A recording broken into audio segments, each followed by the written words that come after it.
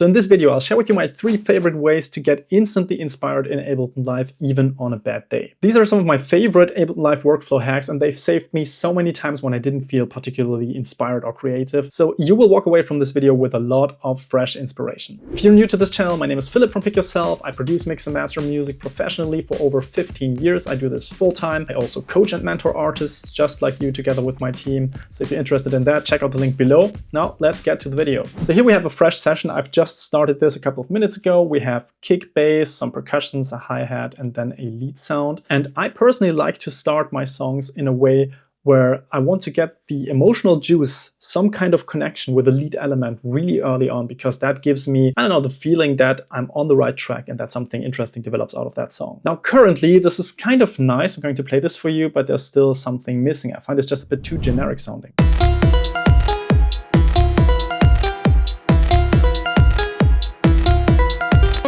So I'm lacking a bit of texture, I'm lacking a bit of more weirdness in the sound that is more unique, not something you would find in any preset. So I've created the sound myself. This is not a preset, but still, like, you know what I mean. I want to get something that's a bit more juicy. So I'm now going to give you my 3 favorite ways to create something interesting out of this super quickly, just using a couple of Ableton Live workflow hacks. So the first strategy I want to share with you is what I call resampling roulette. Now, this is such a great one. You're going to get instant gratification from this. Let me show you what I mean. So you create a new audio track. And what we're going to do now is we will record and enable this track, and we will set the input to lead. So we're basically going to record what we have here from the lead sound. Now you can decide how long you want to record. You can just record a little snippet, or you can record the entire phrase. We'll go with the entire phrase now.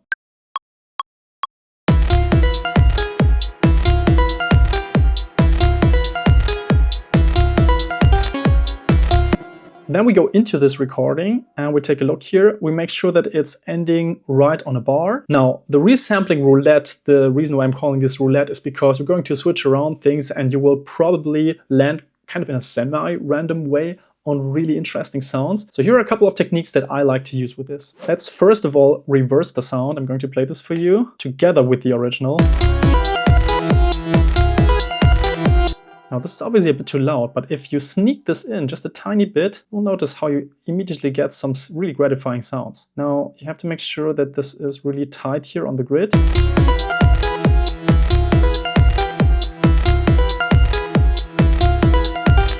But this is still quite similar to the original, which can get a bit tricky sometimes. It's messing with your head. It's probably just a bit too dense in that frequency spectrum. So watch what I'm doing now. So one of the disciplines that Ableton Live really shines in is the transposition, so pitch correction, and then also the warping, like the timing of sounds.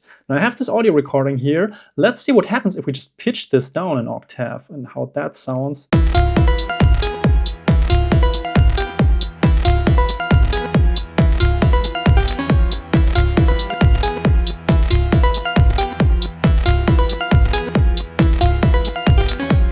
Now this is on the beats warp mode, so this means it's relatively percussion focused on the transients. What you can do is you can try out some of the other algorithms and see if they give you like a really nice characteristic. Let's go through some of them. So some of my favorite ways of messing with samples here is to use the tones, the texture, the repitch, and sometimes the complex pro algorithm. Those I just find really interesting, the way they interact with the material, and every single algorithm is slightly different. There is no right or wrong. With something that's like a beat, I would always go for the beats algorithm because that literally is the best detection. For something where you just want to warp some tones correctly, I would use the complex pro because it keeps the sound itself relatively intact. But if you want to go creative, feel free to use these other ones like the tones, texture, repitch, and so on. Let me just show you a couple of cool things you can do, for example, with the repitch here. So with the repitch, you can see what happens if you, for example, double the BPM, which means it's going to play this back slower and therefore change the pitch.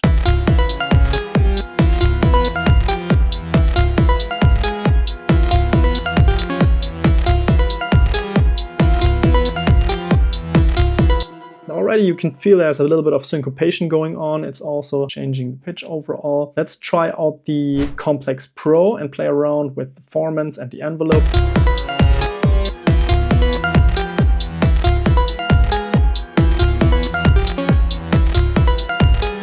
Then see what we do with the original tempo. How does that sound?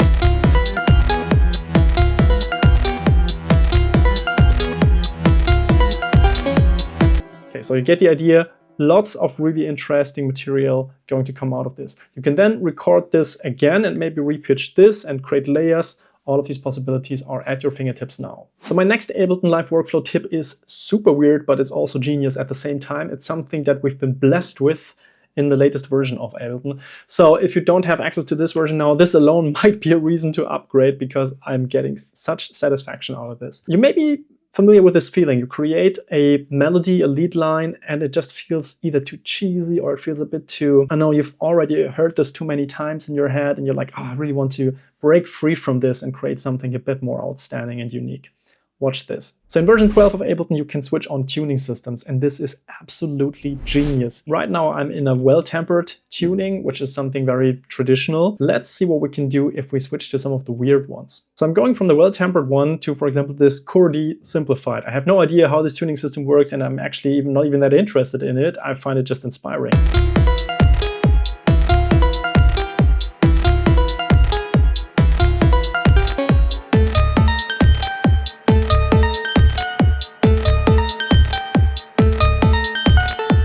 Now you might say this is like a bit too high-pitched. Well, no problem at all. You just select all the MIDI notes, transpose them down with Shift down arrow.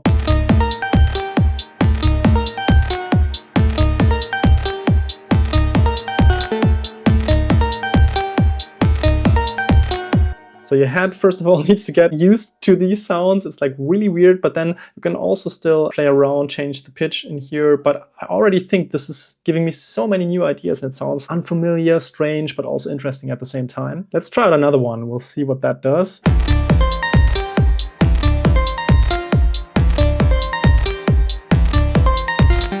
And you can see like the spacing of the notes is the same. The distance has changed between the different notes, and already it opens up a completely new world of sonic possibilities. I'm so thankful for Ableton implementing something like this. To be honest with you, so many sounds we've already heard too many times, and this might be an avenue where you can still manage to stand out by using weird tuning systems. Now, if that's too weird for you, don't worry, we'll go back to something a bit more familiar. So my third and final Ableton Live workflow tip is a bit more conventional. Let's say you want to keep this original sound, you're quite happy with the melody, and you just want to infuse it with a bit more texture and a bit more uniqueness over the course of your track. If I had to come up with a funny name for this, I would call it the return roller coaster, and you will find out why in a minute. So let's first of all create a return track. So Command-Option-T is the shortcut for that. And then with this A send, you can send signal to this return track. Now, obviously in Ableton, you also have the possibility to just create a rack and group things and just duplicate and create send return effects there.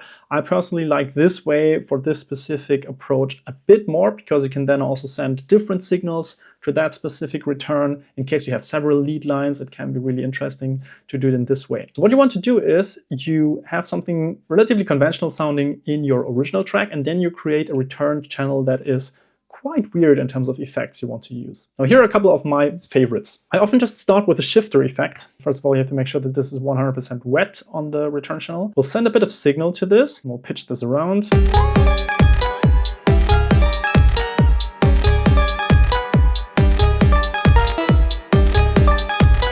Let's try out frequency shifting, ring modulation.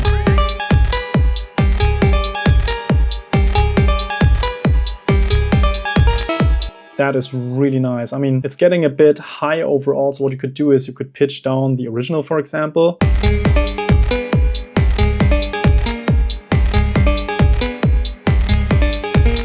Really nice. Yeah, you can also add a little bit of delay in here and basically create a rhythmic, almost like a backbeat with this shifter effect, but there's actually something way cooler you can do. I personally often follow this up with the grain delay.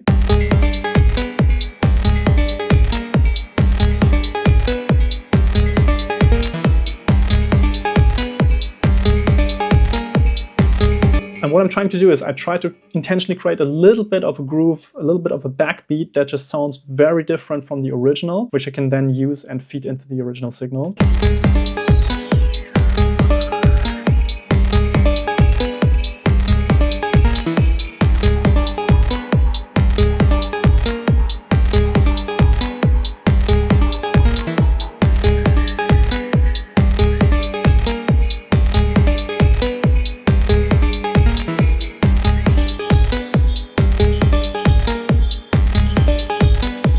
I love this random pitch because it starts to fluctuate a little bit around the core pitch of the sound, which means like some notes are going to be a bit higher, some a bit lower. That is amazing. I really, really like it. So what we can do here is, if we have this and you like how it's being fed into the signal, but then after a couple of minutes you figure out like, I still think it's sounding a bit too boring, a bit too conventional. Well, what you can do is you can simply mute the original and let only this here play. Now, a lot of people don't know how to do this, because if I now bring down this fader, obviously I don't hear the lead sound, but I also don't hear the return channel here. So the way you do this is there's something called a pre-fader send. So you switch this to pre, and let's say you have more return channels, then you would have more of these lined up here. And what this does is it keeps the original signal, but when I bring down this fader, it would still send this signal to the return channels.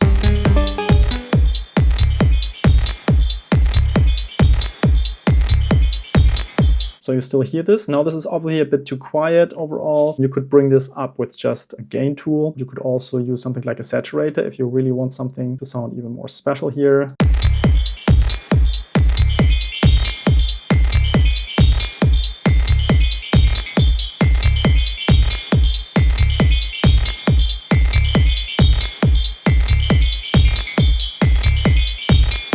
And you could start to iterate from there. So it's a really, really strange workflow, but you could start recording this once again into a new audio channel.